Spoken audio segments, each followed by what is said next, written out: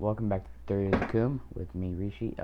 Today we're going to be talking about how to load all of these in one array, in one segment. So first of all, to set this up, I'm going to go back into here.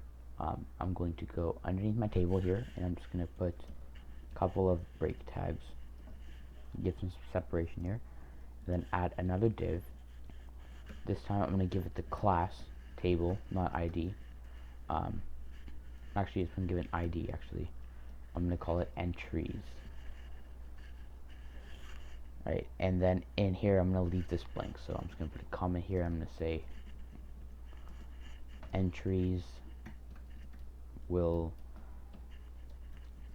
go here. Right, and then I'm going to go back to my styles.css. And I'm going to do a similar thing here with this. I'm just going to do one more of these real quickly. I'm going to do entries articles, and I'll explain why I put articles here in a few. But first of all, I'll start with entries, background color, hashtag DDD, I think. I'm gonna give it a min height of at least 10 pixels, just so I can see the color. That looks nice. And we can also quickly just do entry. Also, we want to do width is 100%, and hashtag entries article. Again, I'll explain everything I'm doing in a few, but we should just write this all out, then I'll explain it. RGBA 0.1. And yeah, and then inside of this I want to put entries H3, H4, actually H2, H3, H2, H3, H5 or H4 and P. They all need to have margin 0, 0, 2 pix 0, except for this article that I want to put margin top 2 pixel, left 2 pixel, bottom 5 pixel, and left 2 pixel. And then I can go again, do hashtag entries H4, and in this I want to put margin right 2 pixel and float right. So you can see where this is going. I'm going to have an H4 tag for the entry number. I'm going to have an H2 for this subject, and H3 for the name, and the P tag is going to obviously have this. But first, before that, I want to go up to the top here. I want to create in my body tag, I want to put font family copperplate. I just like this font a lot. It makes everything look more like each other, more accurate. I don't think it's actually copperplate. Hold on, sorry, Courier New. That's the wrong one. Copperplate also looks nice, but I prefer this. There's a bunch of default fonts, so if you don't like this, you can put something like Papyrus. Looks all fancy. If you don't like this one, you can use the basic Times New Roman. There's a bunch of default built-ins, but I'm gonna stick with Courier New because this all looks like it's all correctly monospaced and whatnot. Okay, so I think we're done over here, so we can just head into here, and we can add a bunch of lines here. I don't need too many, but I'll add a bunch. And in here, you say entries together using create element and articles. Okay, So in this part, what I want to do is I want to first do, I want to save the table. The table is equal to document dot get element by ID entries, and then I want to create a single article. Actually, let me pull up the other code for this. Developer.qoom.space / edit / Stack Overflow index of HTML. Yeah. Script. So in the end, it's going to look something like this. Right. So we can head into here. Okay, got it. So in here, we want to create a quick for loop. If you don't know how to do this, you can search up for loops. But essentially, we just want to create var I equals to 0, I less than question array dot length I plus plus. Wrong place, sorry. And in here we can do var article equals to document dot create element. I believe that's the right tag. Right, create element. And in here I'm going to put article. This is a fun tag that'll move things forward a bit, like it'll make tab spaces. This is how they make articles, right? And I'm going to do table dot append child article. Then inside of article, I want to have obviously my entry number. So I'm going to put entry num equals to document dot create element h4, like so.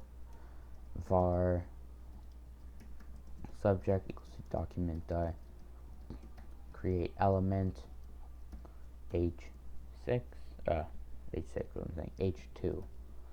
Var user name equals to document dot create element h3, and then var p or question tag, or just the question actually, is equal to document dot create element